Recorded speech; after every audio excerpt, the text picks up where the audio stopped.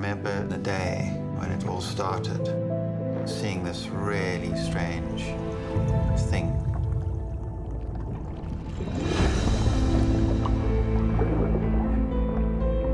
A lot of people say an octopus is like an alien. But the strange thing is, as you get closer to them, you realize that we're very similar in a lot of ways. It's a hard thing to explain, but sometimes you just get a feeling and you know there's something to this creature that's very unusual. There's something to learn here. I had to have a radical change in my life, and the only way I knew to do it was to be in this ocean with her. And then I had this crazy idea. What happens if I just went every day?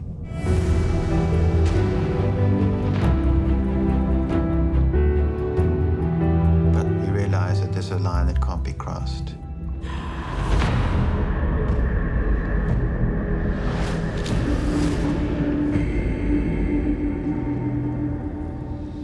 You start thinking about your...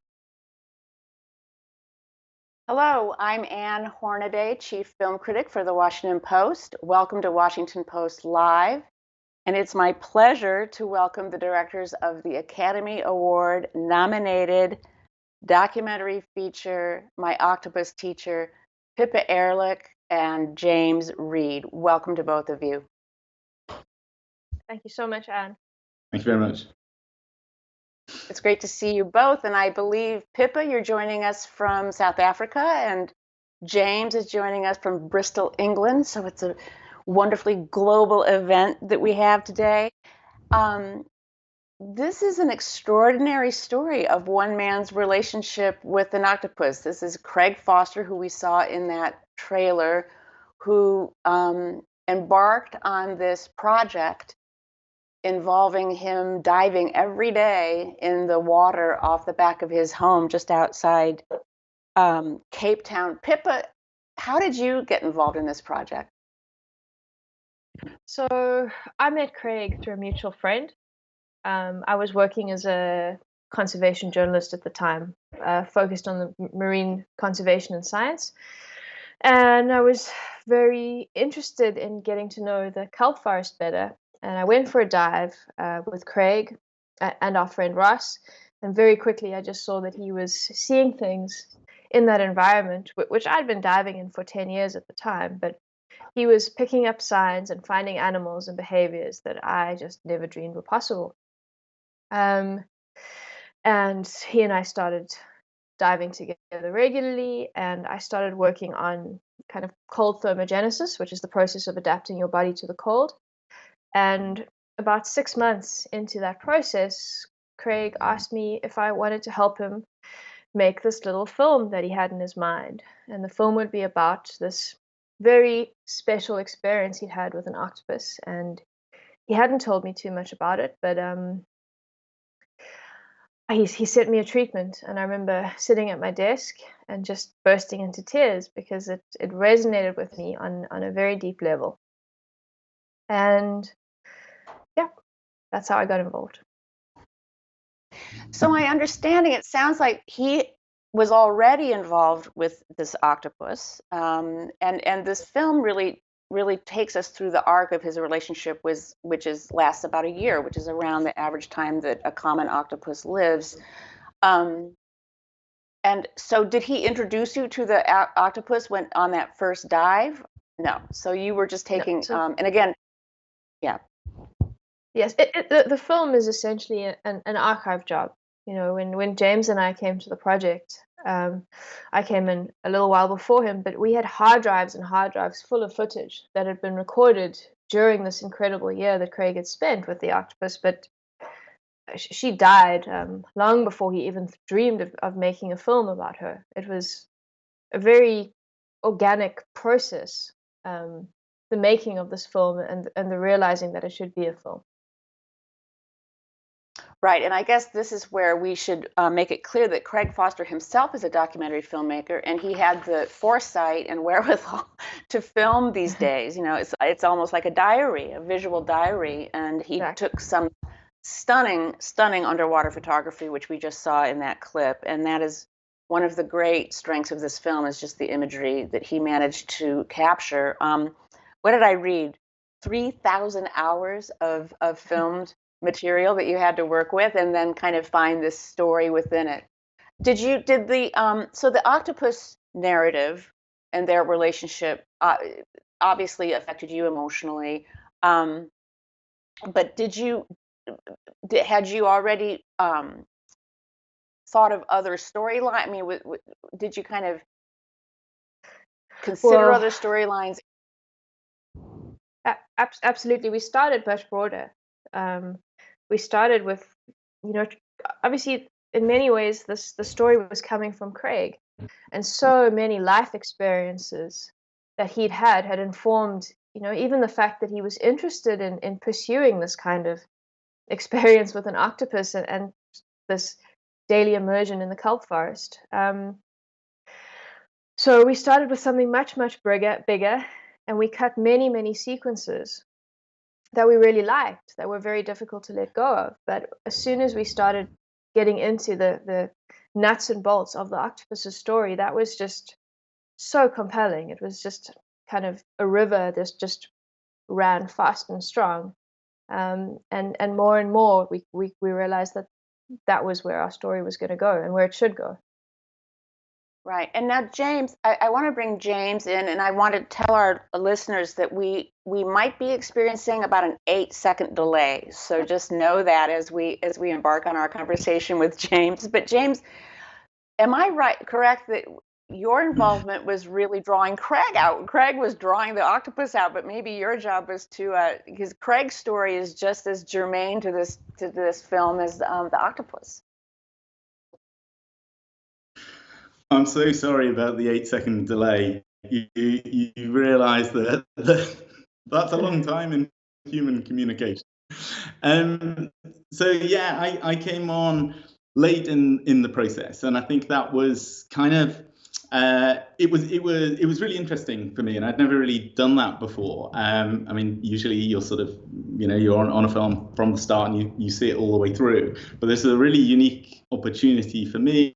And hopefully it was an interesting collaboration for everybody, because Pippa and Craig were so embedded in the story, and the environment, and their knowledge is so intimate of that place and the animal, and they'd been working for years actually to sort of come to the point where they'd sort of reduced this incredible year down into these amazing sort of story beats, and they'd accomplished a great deal to tell the story, and I think they'd sort of reached a point where they knew they were on something so great that it was worth sort of experimenting with a different way of telling the story, perhaps, and a new perspective.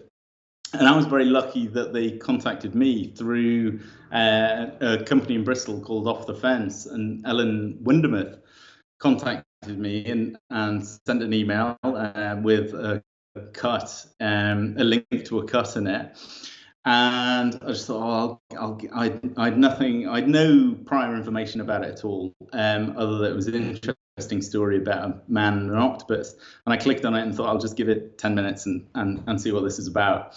And I was instantly drawn into this incredible perspective that Craig had captured himself, but also that he and Pippa had put together this amazing sort of sequence of events and an incredible sort of story around the octopus.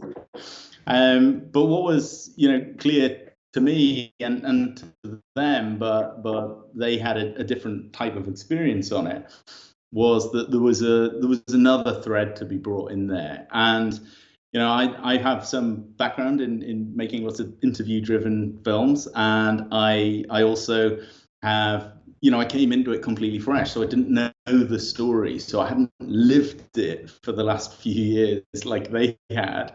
So I had a lot of new questions and natural sort of curiosity for it. And we thought, here's a great opportunity to sort of combine this sort of intimate knowledge and experience with a sort of a new way of exploring the story and asking about it.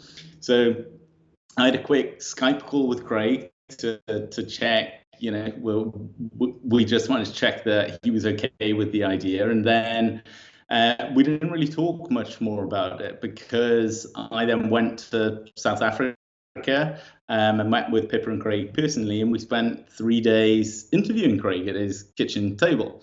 And Pippa and I talked a lot about sort of different places we could interview him, and ultimately we decided on the place he was most comfortable, which is where he drinks tea and looks out on the ocean.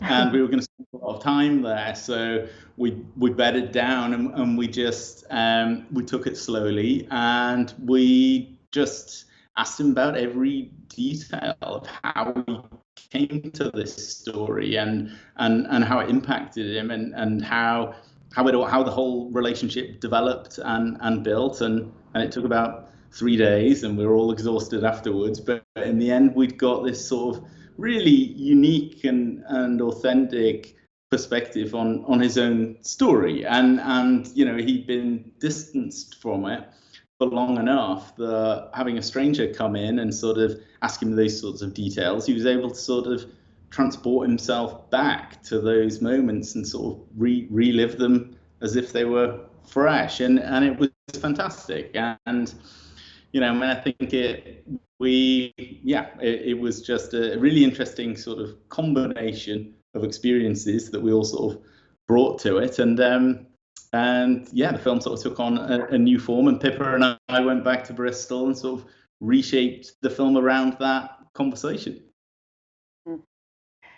That's just a wonderful tutorial in documentary process, right? And how important it is to bring those fresh eyes in at the crucial moment to kind of bring everything together.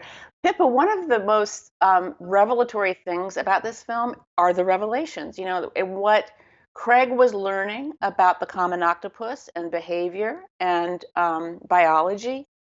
And, I think I'm sure scientists knew a lot about cephalopods and their ability to learn, and they are brilliant creatures. But were you surprised by, do you remember any particular revelations you came across in the course of your work on this? I was astounded. I was astounded regularly.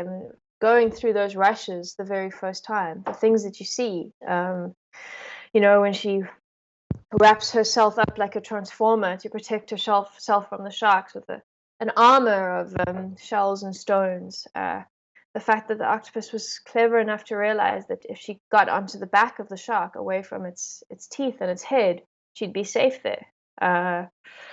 Knowing to wrap herself up in a basket of kelp. Learning throughout time how to hunt crustaceans, and that the way that you hunt a crab is different from the way that you hunt a lobster. Even the fact that every single octopus has a different personality, and Craig, this wasn't the friendliest octopus Craig had ever met, but she was the most kind of intriguing for him. I think it was astounding, and some things we knew already, but what's quite amazing about this little octopus is she's lived in the kelp forest for millions of years. So the particular strategies that she has in her life, and they say an octopus's main driving forces are curiosity and fear. But this particular kelp forest octopus has developed these strategies because of where she lives. And that, I think, was different for octopus science in general. I don't think this particular octopus has ever been looked at this closely. And in fact, we worked with a number of experts, including Professor Jennifer Mather, who's a cephalopod expert in Canada. She's known as an octopus psychologist because she studies cephalopods and she studies human psychology.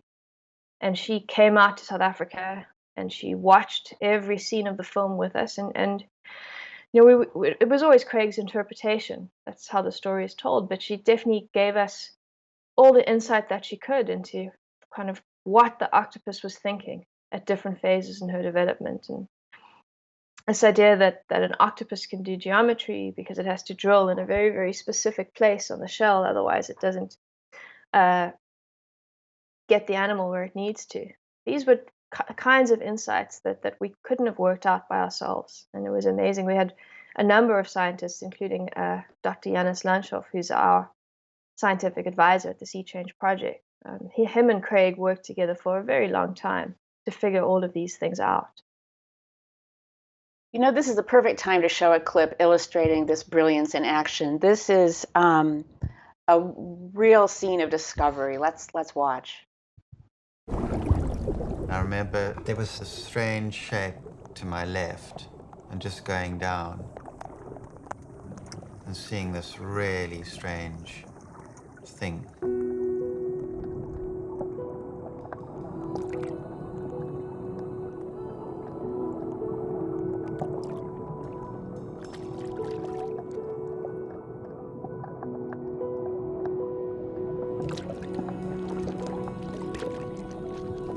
The fish even seemed to be confused.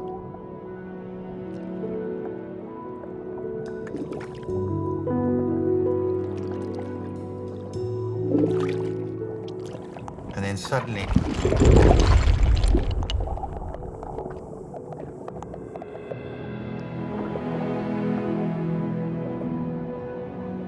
at the time, I didn't know. I'd witnessed something extraordinary. I come in at the end of a whole drama.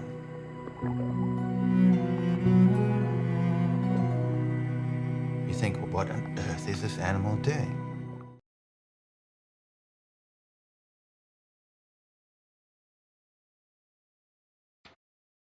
That never gets old.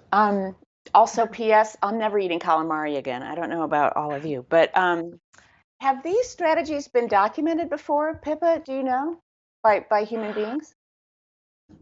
I mean, I don't think they've ever been filmed in the wild. You know, and the kelp forest is a very understudied area. One thing, the octopus riding on the shark's back, I've seen that on images of dolphins, for example. So I think that is definitely known to science. All over the world, octopuses have figured out that if you're dealing with a predator, get onto the back of the head and get away with the teeth and hold on as tightly as you can. But much of, I mean, I would say most of what you see in this film has certainly never been captured on camera before in terms of octopus behavior. Now, I want you to tell us a little bit about the Sea Change Project, and and then there might be a part B to that question, which is this work ongoing? Is Craig still filming the kelp forest? Are you still going to tell us a little bit about the ongoing work? So the Sea Change Project is a local conservation organization based in Cape Town, South Africa. And we're dedicated to telling stories that, one, connect human beings to the natural world, but two, showcase and promote the protection of the Great African Sea Forest, which is this amazing kelp forest at the foot of Africa.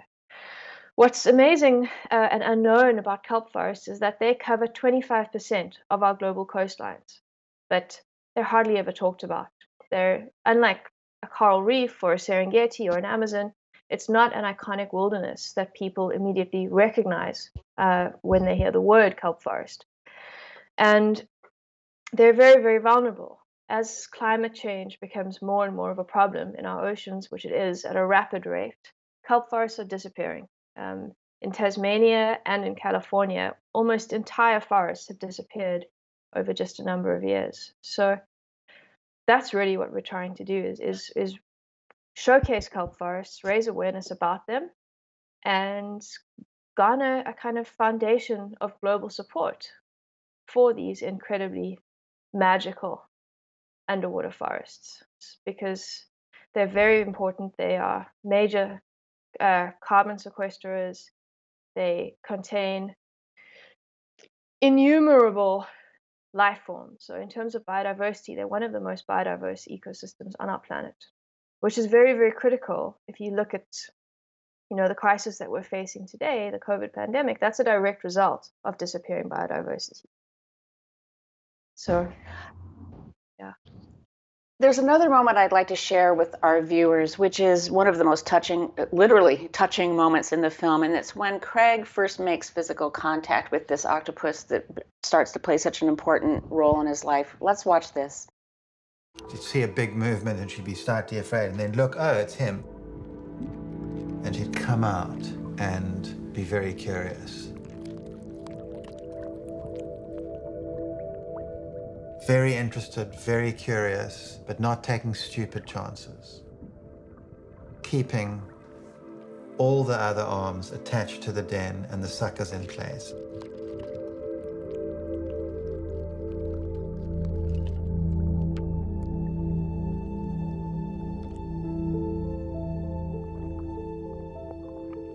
And then it just happens. I'd put my hand out a tiny bit.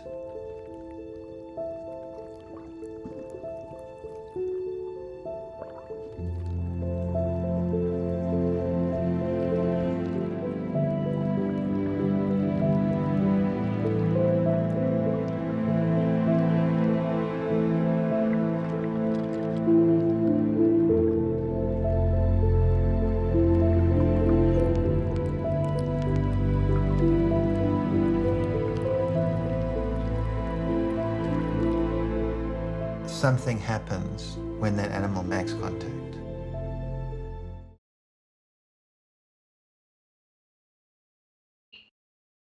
So that moment, it's very emotional. It's a beautiful moment on so many levels, but it also raises some interesting questions about just the whole how much projection that we are doing as viewers, and maybe you as filmmakers were allowing yourselves to do in terms of imparting motivation and emotion to this animal. Did you talk these things through? And maybe I'll direct this to both Pippa and then James after a suitable delay. But Pippa, did this come up at all, and how did you walk through those questions? I mean, absolutely. Every minute of the process, we were discussing it with one another, and it was just a conversation that was going on between our whole team, especially James and I, but certainly Craig and I, and the greater production team. You know, and there are all sorts of questions that you could ask, but there's no doubt that the octopus was curious about Craig, that she recognized him as an individual, and that she got used to the fact that he was coming back every single day. You could ask questions like, well, you know, did she allow him to watch her hunt because she felt safe when he was around, because he'd never threatened her before, and he was a big, reassuring presence? I think that's very possible. But yeah, James, what do you think? I think I mean it's a really interesting question. Like Pippa says, we battled is a strong word, but it was a topic of debate for us all the time, or a consideration with everything that we included in the film. I mean, I think the beauty of having Craig tell his own story means that it's entirely from his perspective. It's his interpretation of that relationship, and there are things that he recorded that you can see and are very clearly happening. That you can't really doubt his interpretation about some bits, but others are based on his interpretation, what he felt was happening. And I think that that wasn't the reason for doing Craig's personal testimony and making it entirely in his own words. But we would have had an additional challenge if we'd been writing a script that was describing what had happened and sort of putting our own views as filmmakers on it. Then I think we would have had a sort of a much more difficult set of choices to make, because it would have been us making these interpretations, and it might have sort of confused the viewer. Is this sort of are these facts I'm being told? And I think that Craig is without doubt a man of great experience and sensitivity, certainly, but they are all his interpretations.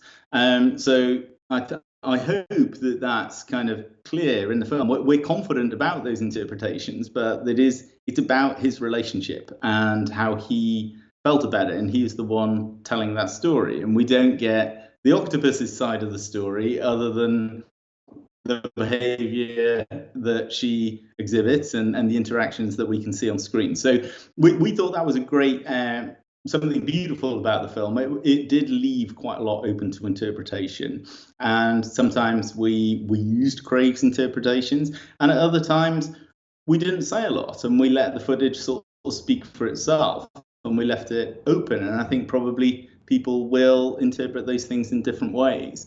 But I know, and Pippa will talk more about this, but things that we were a bit sort of concerned about or thought we should give some extra attention to how they are interpreted and whether we include Craig's interpretation or not. I mean, Pippa had a long-standing relationship with a number of octopus scientists that she could check things from. So everything in the film we are confident is a reasonable interpretation of that behavior as far as you can know about any individual octopus at any time. But we do wonder about her motivations because Craig did, and the audience will and should.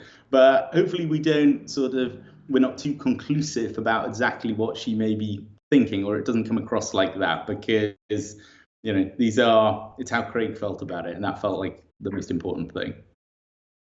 Well, that sounds fair. I want to get to at least one audience. Obviously, this movie is inspiring lots of audience questions, and I want to get to one from Patrick Markey in Germany. He asks, did the filming team join Craig in the water every day, and did you give the octopus a name?